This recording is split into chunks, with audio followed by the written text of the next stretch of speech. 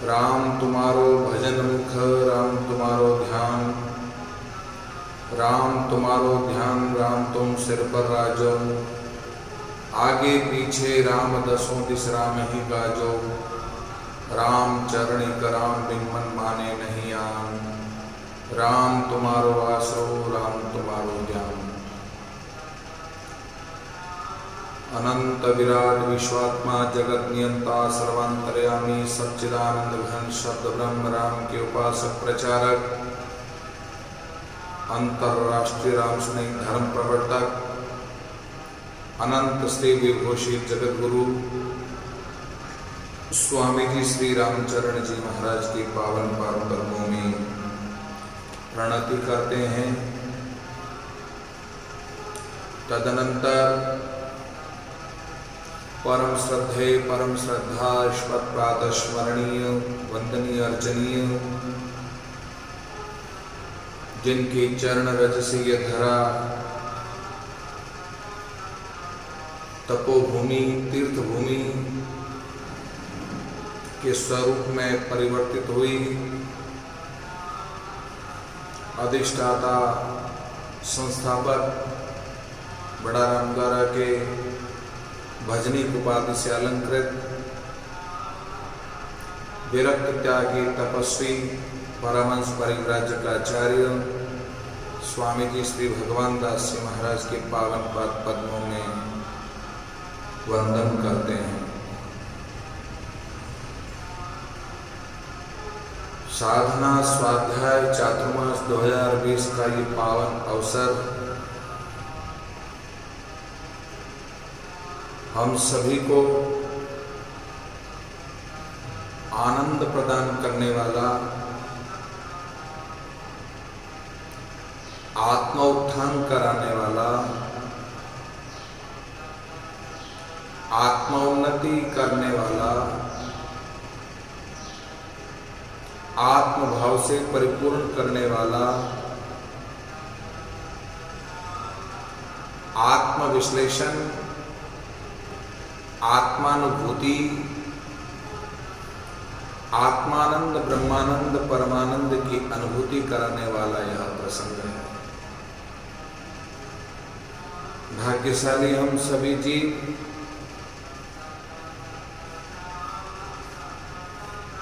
भगवत कृपा से मनुष्य देह प्राप्त कर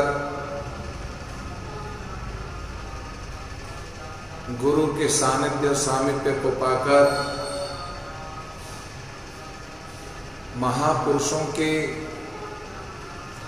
अनमोल वचनों को, अद्भुत वाणी को आत्ममंथन करने का हमें यह अवसर प्राप्त हुआ है।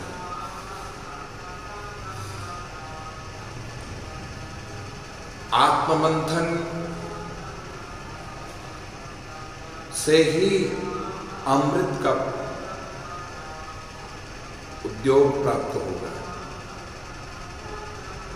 अमृत तत्व की प्राप्ति होगी। आत्ममंथन से अमृत तत्व को प्राप्त करके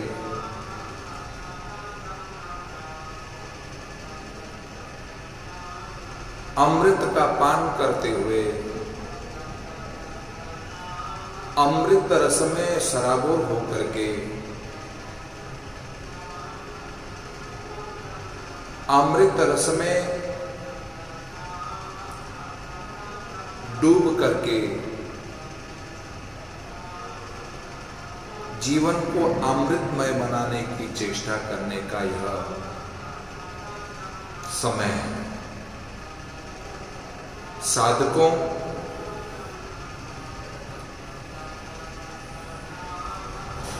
ये भगवत कृपा है, ये शास्त्र कृपा है, ये गुरु कृपा है। भगवत कृपा, शास्त्र कृपा, सद्गुरु कृपा, और स्वयं की कृपा, चार कृपाओं का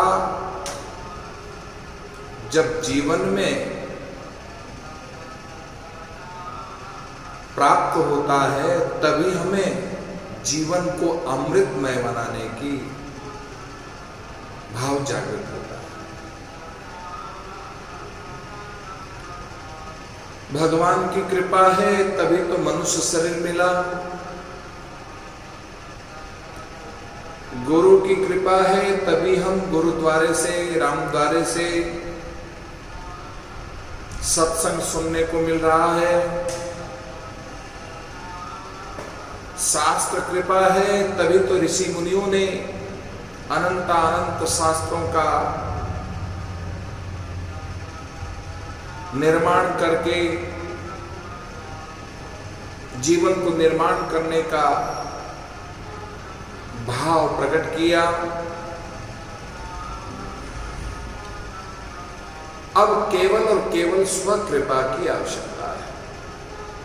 स्वकृपा का अर्थ है स्वयं की कृपा। स्वयं की कृपा तब संभव है राम, स्वयं की कृपा तब संभव है पूर्व जन्मों के संचित पुण्यों का प्रभाव हो, साधना का प्रभाव हो।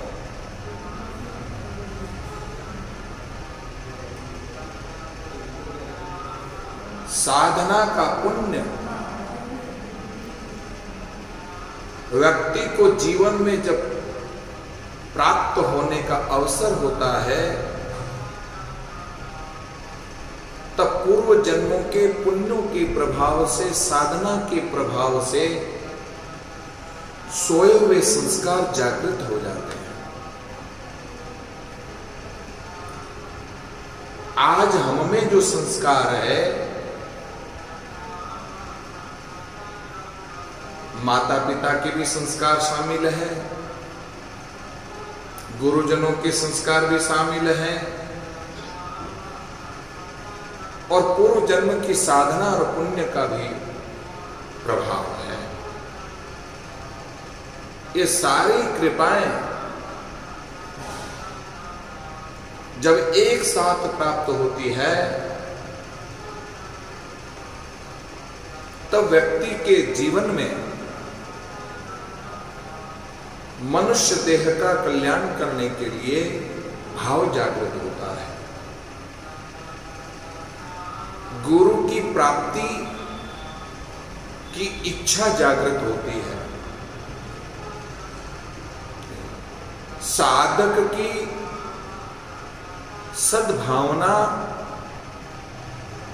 आत्म कल्याण की भावना जैसी जीवन में जगती है वैसा उन्हें सद्गुरु प्राप्त होता है।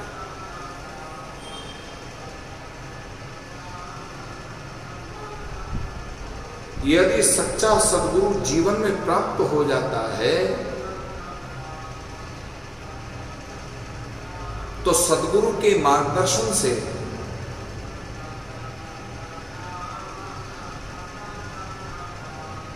शिष्य साधना की ओर अग्रसर होते हुए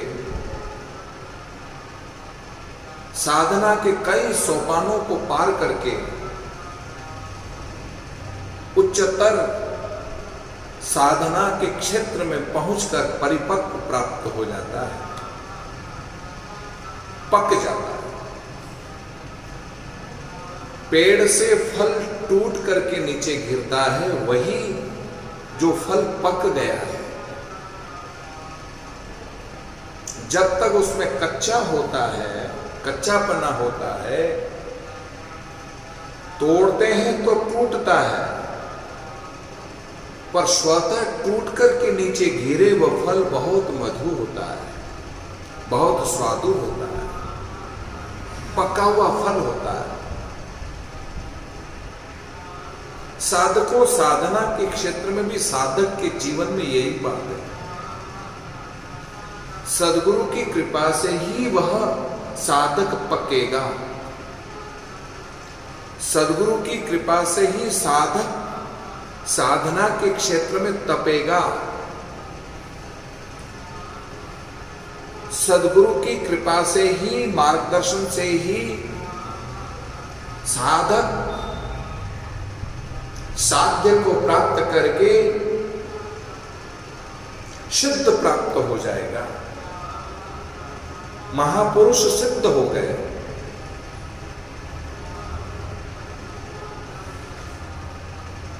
स्वामी रामचरण महाप्रभु, दादू जी महाराज, दरियाव जी महाराज, गोरखनाथ जी महाराज, जालंधरनाथ जी महाराज, जितने जितने जितने महापुरुषों को हम सुनते हैं, जितने महापुरुषों को पढ़ते हैं, जितने महापुरुषों का जीवन दर्शन हम श्रवण करते हैं, उससे यही ज्ञात होता है वे सारे महापुरुष सद्गुरु की कृपा से साधना की उच्चतर साधना को प्राप्त करके सिद्ध हो करके हमको सिद्धि दे गए। और सिद्ध बनने के लिए वे सिद्ध पुरुष अपना आशीर्वाद सदा देते हैं। इसलिए साधकों, हम बहुत भाग्यशाली हैं। भारत जैसी पुण्य भूमि पर हमको जन्म मिलना, गुरुओं के दरबार में पहुंचना, ग्रंथों को पढ़ना, श्रवण करना, पठन पाठन करना, हृदय की ग्रंथि को तोड़ करके ग्रंथ स्वरूप हो जाना, ये बहुत बहुत बहुत जन्मों की साधना का प्रभाव है।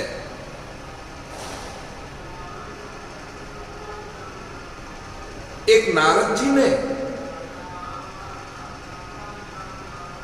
ध्रुव के जन्मांतरों की साधना को समझ करके अपनी जो कृपा ध्रुव को प्रदान करी, मंत्र प्रदान किया, जो शक्तिपात किया, नारद जी के शक्तिपात से ध्रुव महाराज परिपक्व हो गए, भगवत दर्शन करके विभोर हो गए, आनंदित हो गए, गदगद हो गए, अश्रुपूरित हो गए, शरीर पुलकित हो गया, वाणी वाष्प हो गई, रोंगटे नृत्य करने लग गए। असंभावना को भी संभावना करके सिद्ध कर दिया कि असंभव कुछ भी नहीं है। एक छोटे से बालक ने असंभव को भी संभव करके सिद्ध कर दिया कि संभव कुछ भी है। साधक ठान लेता है, दृढ़ता के साथ तत्पर हो जाता है, तब एक न एक दिन वह सद्गुरु की कृपा से पक जाता है और असंभव को संभव करके दिखा देता है। साधकों,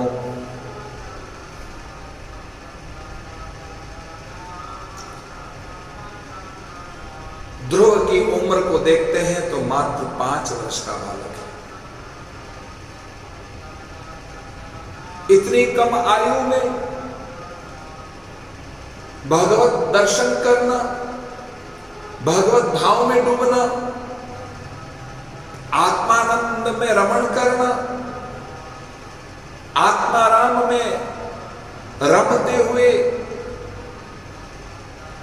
आनंदित हो जाना, ये बहुत बड़ी बात है।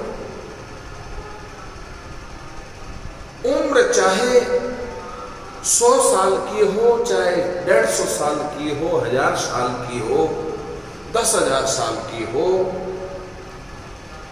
या 50 साल की उम्र हो, 60 साल की उम्र हो, 80 साल की उम्र हो, उसका कोई मतलब नहीं है। जिस उम्र में भगवत दर्शन कर ले वही उम्र श्रेष्ठ है। वही शरीर श्रेष्ठ है जिस शरीर से भगवान का दर्शन कर ले, वह शरीर श्रेष्ठ है। रामचरितमानस में काकभूषण जी को हम देखते हैं, कौवे का शरीर है। राम कृपा प्राप्त है। किसी ने काकभूषण जी से कहा है, काकभूषण तुम्हारे ऊपर राम कृपा है, राम दीदार हुआ है, राम दीदार से आनंदित हो गए हो, जब चाहो तब तुम जो है राम दीदार और कर सकते हो, पर तुम्हारा शरीर कौवे का है। मनुष्य शरीर धारण कर लो, अब राम दीदार करके उनसे शरीर नवीन प्राप्त कर लो, नया शरीर प्राप्त कर लो। राम दीदार करते हुए, राम दीदार का आनंद लेते हुए काकभूषण वापस जवाब देते हैं, शरीर वही श्रेष्ठ है जिस शरीर से राम दीदार हो जाए।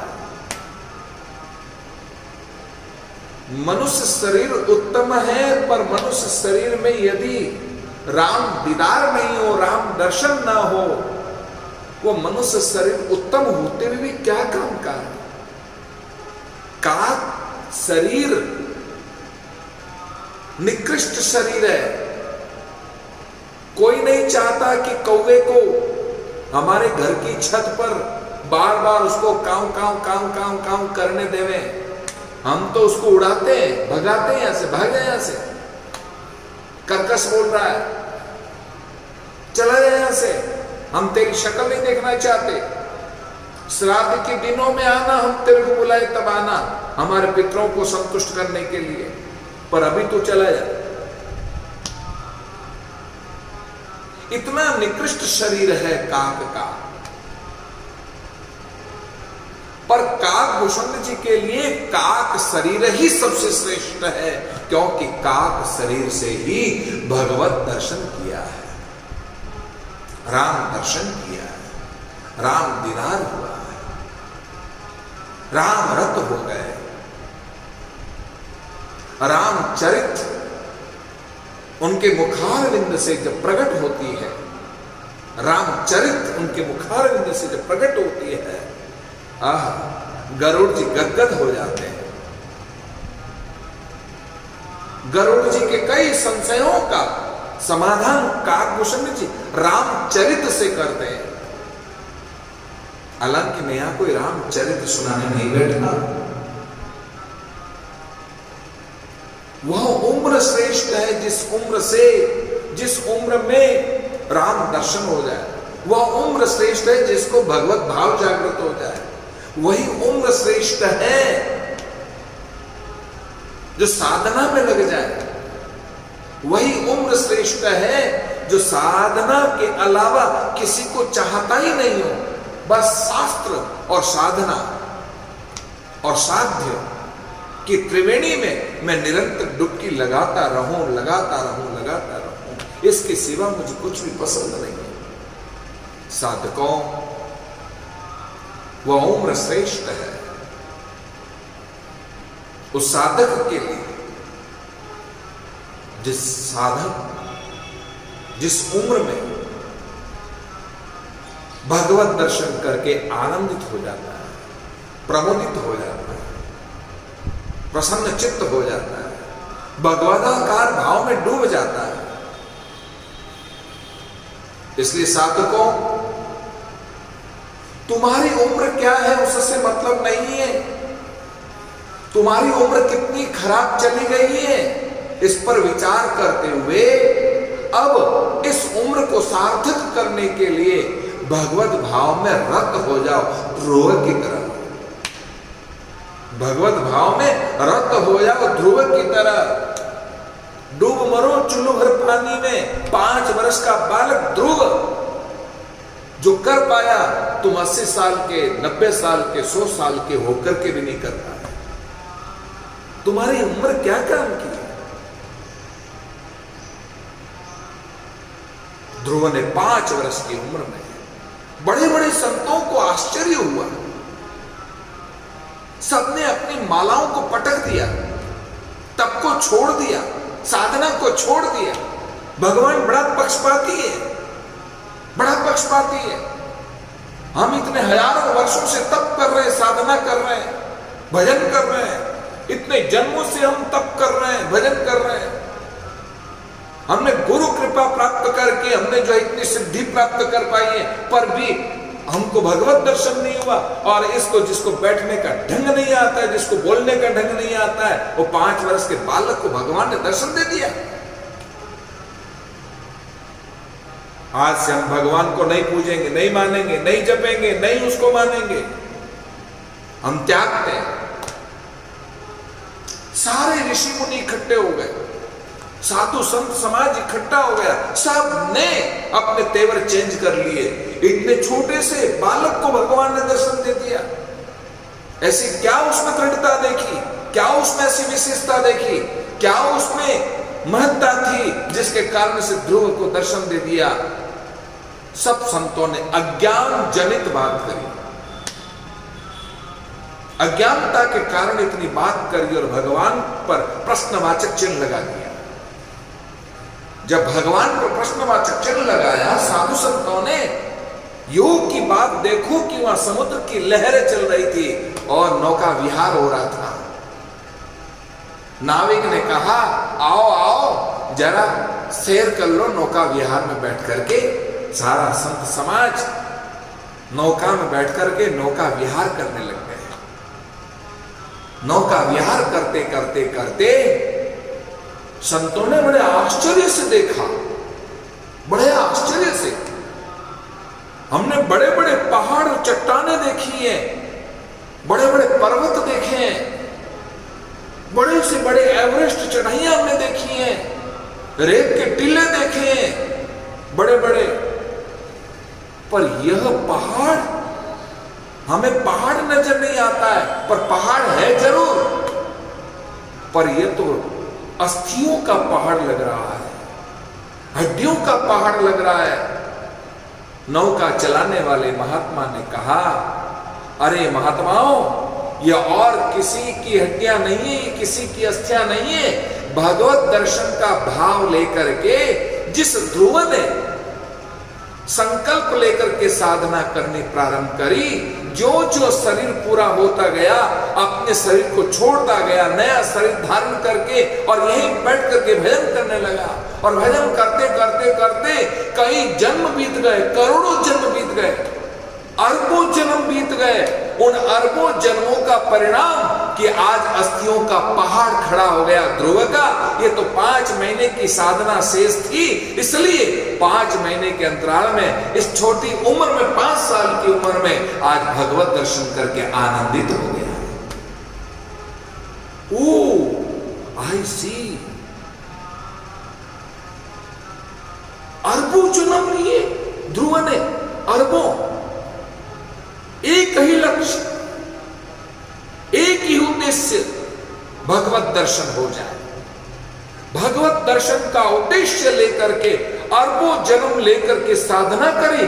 हाय, हमने तो 50 साल साधना करी है, हमने तो 70 साल साधना करी है, हमने तो 30 साल साधना करी है, हमने तो 1000 साल साधना की है, हमने तो 500 वर्ष तक साधना की है। हमारी और कहां ध्रुव की साधना में तुलना ही नहीं किसी तरह की, रज के कण की बराबरी भी नहीं कर सकते। ध्रुव की तो इतनी साधना है, इतनी साधना है। वो अब समझ में आया, आई एम सॉरी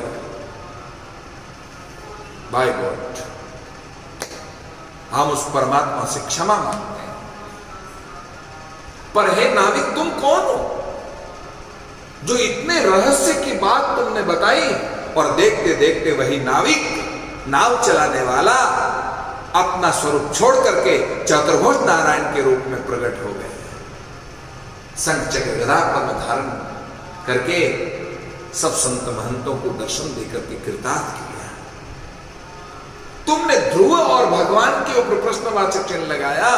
पहले विचार करो कि कितने जन्मों तक उन्होंने साधना करी, करोड़ों जन्म साधना करी, करोड़ों, तब कहीं जाकर आज ध्रुव उस उपलब्धि को प्राप्त हुआ है, उस कृपा का अधिकारी बना है। साधकों, तुम अपनी साधना का जरा तुलनात्मक अध्ययन करके देख लेना। हम तो 2 माला फेर करके, सुबह शामी हाथ जोड़ करके और थोड़ा सा जो है अगरबत्ती लगा करके, टंकोरा बजा करके और मंदिर में जाकर के आंखें मूंद करके दर्शन करके संतों की सेवा करके कह रहे थे हम बहुत बड़े साधक हैं। खाक के साधक हो तुम, काय के साधक हो, किस बात के साधक हो? तुम्हारे पास साधक होने का प्रमाण क्या है जो तुम अपने आप को साधक कहलाते हो? साधक साधना के क्षेत्र में कसौटी में कसा जाता है, सोने की तरह तपता है। ध्रुव की तरह तुम तपो, पको, और जिस दिन तुम पक जाओगे उस दिन तुम्हें सर्टिफिकेट प्राप्त करने की जरूरत नहीं पड़ेगी। स्वतः भगवान के दर्शन करके तुम कृतार्थ हो जाओगे। साधकों,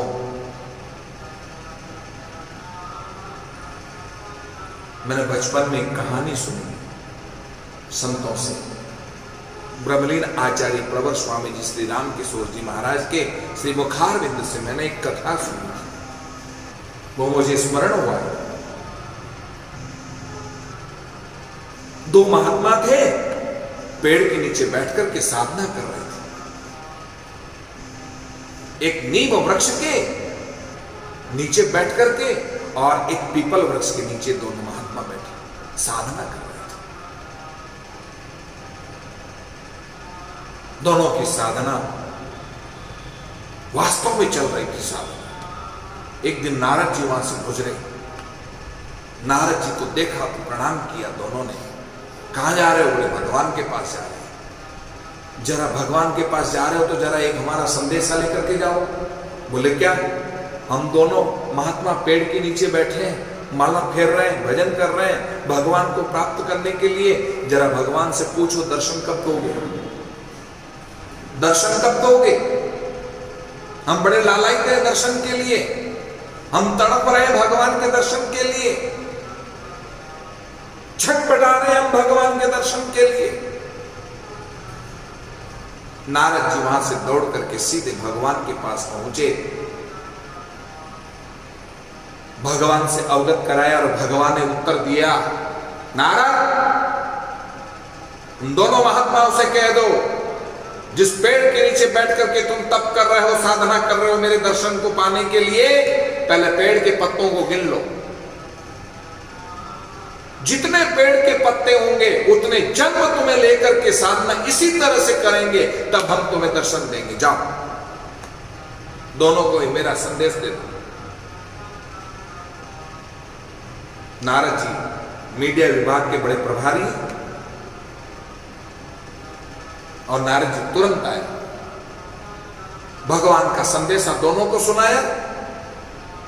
पीपल वृक्ष के नीचे बैठे महात्मा ने तो हाथ जोड़ लिया, इतने जन्म, पहले तो पत्ते गिनो, उसके बाद में भजन करो, जन्म ले लेकर के इतने शरीर धारण करके भजन करो, उसके बाद कोई भगवान दर्शन देंगे। अपने को ऐसे भगवान की जरूरत ही नहीं, अपने तो माला समेटी और सीधी पटकी और वहां से अपने सीधे आश्रम की ओर भाग गए। लेकिन नीम के नीचे बैठे महात्मा ने सुना, अच्छा इतने पत्ते में गिनो, किसको फुर्सत इतने पत्ते गिनने की जरूरत, कम से कम दर्शन तो देंगे। वह तो और उतावले हो गए, छटपटाने लगे, मतवाले हो गए, नाचने लगे, लूट मचाने लगे और इतने भाव विभोर हो गए, इतने भाव विभोर हो गए, इतने मचलने लगे भगवान को पाने के लिए, गदगद हो गए भगवान को पाने के लिए। और ये परिणाम हुआ कि उन महात्मा की ये भयानक स्थिति देख करके और महात्मा की जो है यह स्थिति देखकर नारद जी को बड़ा आश्चर्य हुआ। उससे ज्यादा आश्चर्य तो तब हुआ कि भगवान शंख चक्र गदा पद्मधारी तुरंत प्रकट हो गए। नारद जी का मुंह फीका पड़ गया, नारद जी ने कहा, आपने तो कहा था कि इतने जन्म लेंगे तब मैं आऊंगा और आप तो आ गए। तुमने दोनों को संदेश दिया ना। वो महात्मा चला गया नहीं चला गया, पर इस महात्मा ने पत्ते गिने क्या? नहीं गिने। ये तो भाव विभोर हो गया, नाचने लग गया। चलो इतने जन्म ही सही, पर कभी दर्शन तो देंगे ना। बस इनकी आतुरता और इनकी व्याकुलता, इनकी आकुलता और इनका मचलपना इतना जबरदस्त था कि मैं अपने आप को रोक नहीं पाया। इसलिए मैं अपना वैकुंठ छोड़ करके, लक्ष्मी का त्याग करके मैं आज इस महात्मा को दर्शन देने के लिए सामने आ गया। साधुकों, मैंने बचपन में ये कथा सुनी थी, मुझे आज स्मरण हुआ है। बस हमारा काम है साधना करना, केवल हमारा काम साधना करना है। साध्य के दीदार कब होंगे तुम्हें उसे कोई मतलब नहीं। पेपर देना तुम्हें काम है, जो तुम्हारे सामने प्रश्न पत्र पड़ा है उस प्रश्न पत्र के उत्तर देना तुम्हारा काम है। कितने मार्क्स आने ये तुम्हारा काम नहीं है। तुम्हारा मार्क्स जितना होगा उतना अपने आप मार्क्स अपने आप मास्टर दे देगा, नंबर दे देगा कि तुम्हारे इतने नंबर आए, इतने में से इतने आए। तुम्हारा काम केवल साधना करना है, स्वाध्याय करना है, शास्त्रों का पठन पाठन करना है। खूब पढ़ो, खूब पढ़ो। अपने समय का एक एक क्षण भी दुरुपयोग मत होने दो और अपनी साधना में रत होने दो। अब समय को खराब मत करो। बहुत हो गए, हमने बहुत देख लिया बाहर इधर उधर, भटक लिए, खूब भटक लिए। अब अपनी भटकन को रोको, भागना बंद करो और जागना शुरू कर दो। आज ही जागृत हो जाओ। ऐसे जागो कि उस परम पिता परमात्मा को खुद को विवश होना पड़े, इतने जागृत हो जाओ। साधकों, ध्रुव महाराज भगवान के दर्शन करके आह्लादित हो गए, प्रसन्नचित्त हो गए, वाणी वाष्प हो गई। यो अंतः प्रवेश मम वाचमिमां प्रसुप्तां संजीवयत् अखिल शक्तिधर स्वधाम्नाः अन्याश्च हस्तचरण स्नत्वगादीन् प्राणान् नमो भगवते पुरुषाय तुभ्यं। ध्रुव की स्तुति, भगवान को प्रणाम किया। हे प्राण पुरुषोत्तम, आपकी चित्त शक्ति से ही तो ये सारा संसार चेतन स्वरूप है। जड़ होते हुए भी चेतन है। मैं इस प्रकृति का दर्शन करता हूं तो इस प्रकृति में बताओ, इस पेड़ को हरा किसने किया? कलर किसने भरा? रंग बिरंगे पुष्पों में ये कलर किसने भरा है? ये उस परमात्मा की विशेषता नहीं तो क्या है? देखो रे बाजीगर करता कैसा खेल रचाया, उत्पत्ति प्रलय और बर्ताव अपने हाथ रखना है। देखो रे बाजीगर करता कैसा खेल रचाया रे, देखो रे बाजीगर करता कैसा खेल रचाया रे।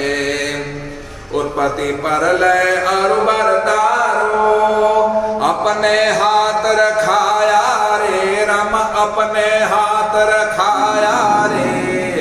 देखो रे बाजीगर करता कैसा खेल रचाया रे, देखो रे बाजीगर करता कैसा खेल रचाया रे। मानुष पशुआ कीट पखेरू जल में जीव झुलाया रे, रामा जल में जीव झुलाया रे। सब विस्तार्या सब सोन्यारा अलिपत आप रहाया रे, सब विस्तार्या सब सोन्यारा अलिपत आप रहाया रे। देखो रे बाजीगर करता कैसा खेल रचाया रे, देखो रे बाजीगर करता कैसा खेल रचाया रे। प्रथम पवन पवन से आभा, आभा जल बरसाया रे, राम आभा जल बरसाया रे। गाजे बीजे नभन भीजे ऐसी अद्भुत माया रे। गाजे बीजे नभन भीजे ऐसी अद्भुत माया रे। देखो रे बाजीगर करता कैसा खेल रचाया रे। देखो रे बाजीगर करता कैसा खेल रचाया रे। भीगी भूमि भई हरियाली जीवा गुजर चलाया रे। रमा जीवा गुजर चलाया रे। चंद्र सूर अरु तारा मंडल कौन शक्ति भरमाया रे। चंद्र सूर्य अरु तारा मंडल कौन शक्ति भरमाया रे। देखो रे बाजीगर करता कैसा खेल रचाया रे। देखो रे बाजीगर करता कैसा खेल रचाया रे। आपो बांध आपनी माने सो प्राणी दुख पाया रे। रमा सो प्राणी दुख पाया रे। जाकी बाजी जाको सौंपे जय आनंद बिलसाया रे। जाकी बाजी जाको सौंपे जय आनंद बिलसाया रे। देखो रे बाजीगर करता कैसा खेल रचाया रे। देखो रे बाजीगर करता कैसा खेल रचाया रे। अहुमान ममता में घेरिया झेरिया नाच नचाया रे। रमा झेरिया नाच नचाया रे। राम चरण जन राम स्नेही चरण कमल लिपटाया रे। राम चरण जन राम स्नेही चरण कमल लिपटाया रे। देखो रे बाजीगर करता कैसा खेल रचाया रे। देखो रे बाजीगर करता कैसा खेल रचाया रे। देखो रे बाजीगर करता कैसा खेल रचाया रे। देखो रे बाजीगर करता कैसा खेल रचाया। इस परमात्मा की कृतित्व को तो देखो। इस प्रकृति का पर नजारा डाल करके देखो कि यहां किसने ये नजारा भरा है। ये उस परमपिता परमात्मा की दिव्य शक्ति है। परमात्मा का एक दिव्य भाव है। मानुष पशुआ कीट पखेरु जल में जीव झुलाया है। जलचर थलचर नभचर नाना नाना प्रकार के जलचर थलचर नभचर को प्रकट किया तरह तरह के।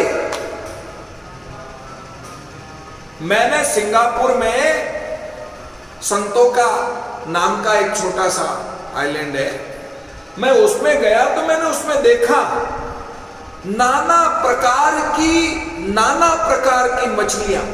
सिंगापुर में नाना प्रकार की अलग अलग बनावटी, अलग अलग तरह के बनावट और रंग बिरंगी।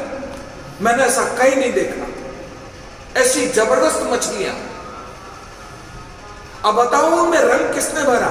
एक मछली में अनेकों रंग।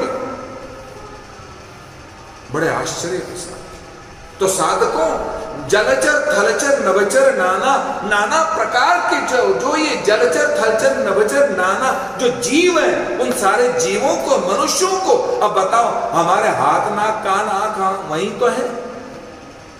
नाक की जगह नाक ही है, हाथ की जगह हाथ है, आंख की जगह आंख है, कान की जगह कान है, मुंह की जगह मुंह है। पर देखो पहचानने की सामर्थ्यता देखो, सब में एकता होने के बावजूद भी भिन्नता नजर आ रही है चेहरों में। ये पहचान लेते हैं कि साहब ये फलान जी है, ये फलान जी है। जो पहचानने की जो सामर्थ्यता है ये परमात्मा का कृतित्व नहीं तो क्या है। मैंने जापान में एक बहन को देखा, एक छोटी सी बिटिया को लेकर के आई। थोड़ी देर से उधर से देखा तो एक बिटिया को लेकर के आई, दोनों तरफ से बिटिया को लेकर के आए। तो मैंने देखा कि जुड़वा दोनों बहनें होगी, मैंने देखा दोनों जुड़वा बहनें होगी। जापान में मैंने देखा, टोक्यो में, तो मैंने जब देखा तो दोनों ये एक जैसी लग रही है। पर बाद में मालूम पड़ा कि ये अलग शहर के, ये अलग शहर के। मैंने उस दोनों बिटिया को गोदी में उठा करके मैंने फोटो खींचाया।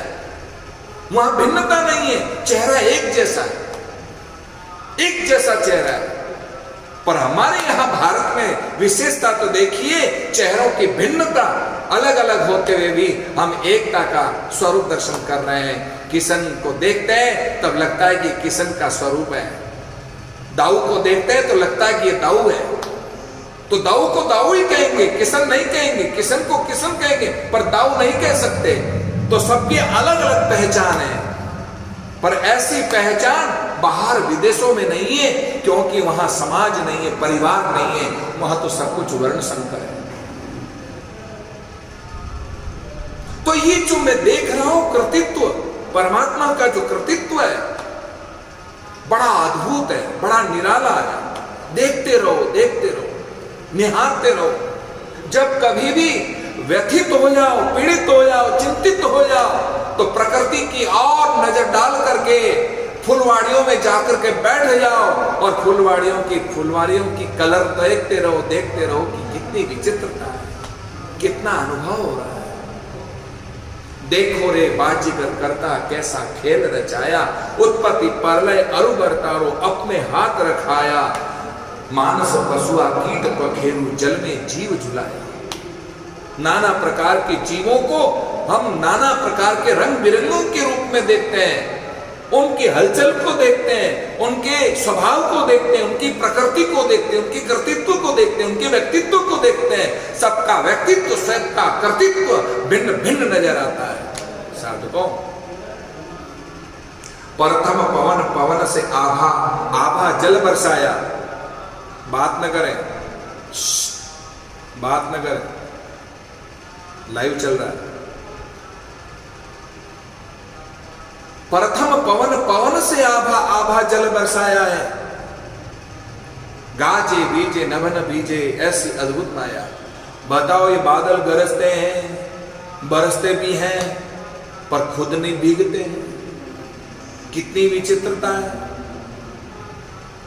कभी किस तरह की हवा देता है, कभी गर्मा गर्म हवा दे देता है, तो कभी ठंडी ठंडी हवा दे देता है। ये सारी व्यवस्था है।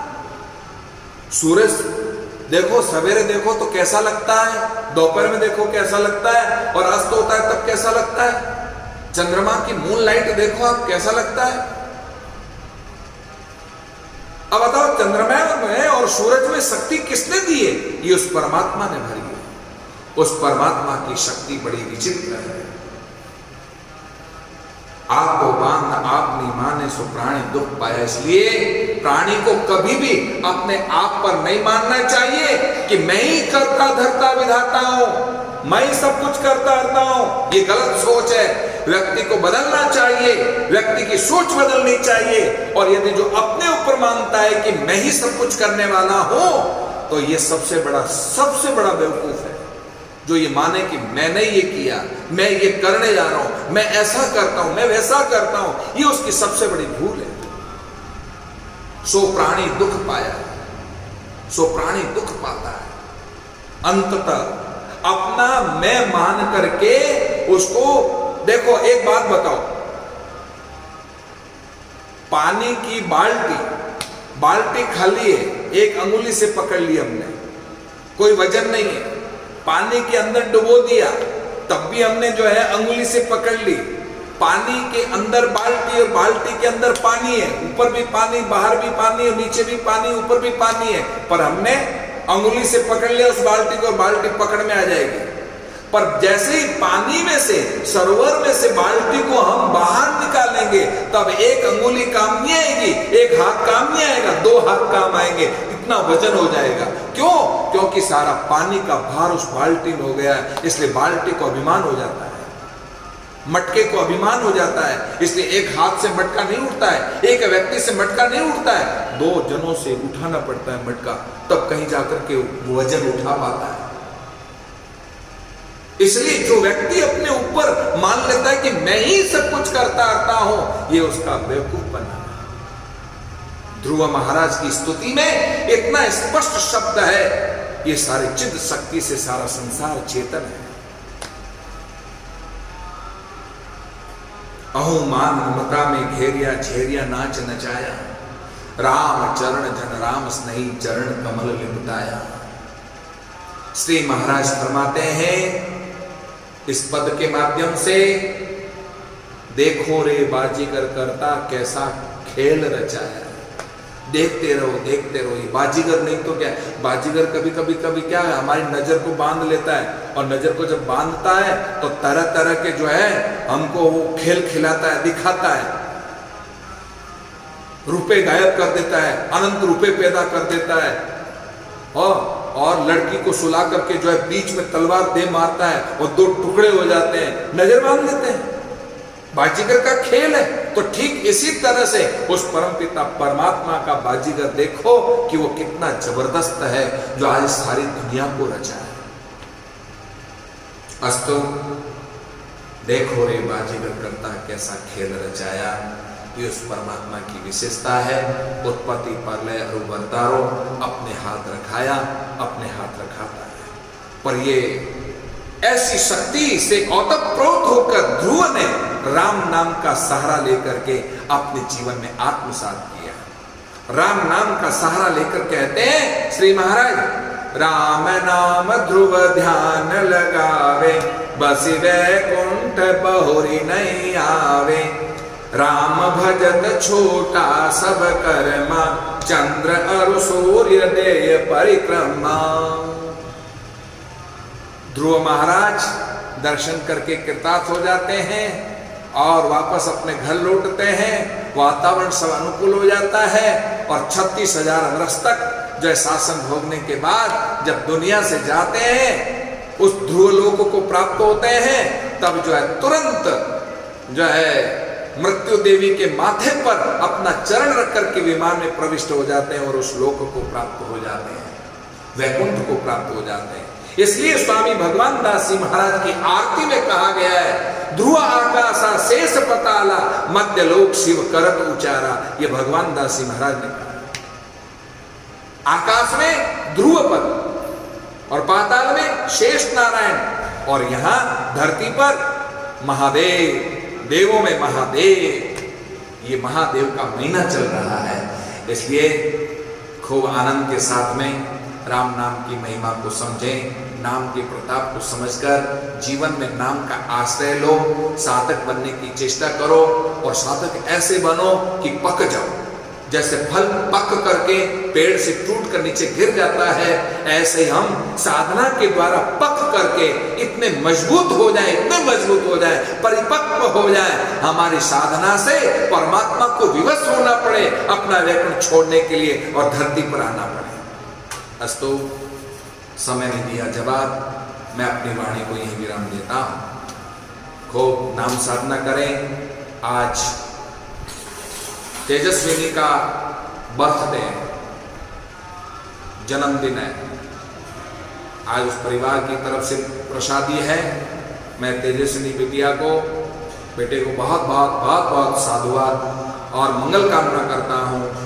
खूब उन्नति करें, खूब विकास करें और खूब जो है पढ़ें लिखें, और जो लक्ष्य है उस लक्ष्य पर खरे उतरें। ऐसे श्री महाराज से समाधि जी से प्रार्थना करता हूँ कि खूब जो अपनी साधना बढ़ाएं और खूब साधना के साथ साथ में अपना जो पढ़ाई का जो उद्देश्य है उस पढ़ाई में खरी उतरें और अपने माँ बाप का नाम रोशन करें। ऐसे तेजस्विनी बिटिया के लिए मैं बहुत हृदय से मंगल कामना व्यक्त करता हूँ और जन्मदिन की बहुत बधाई देता हूँ।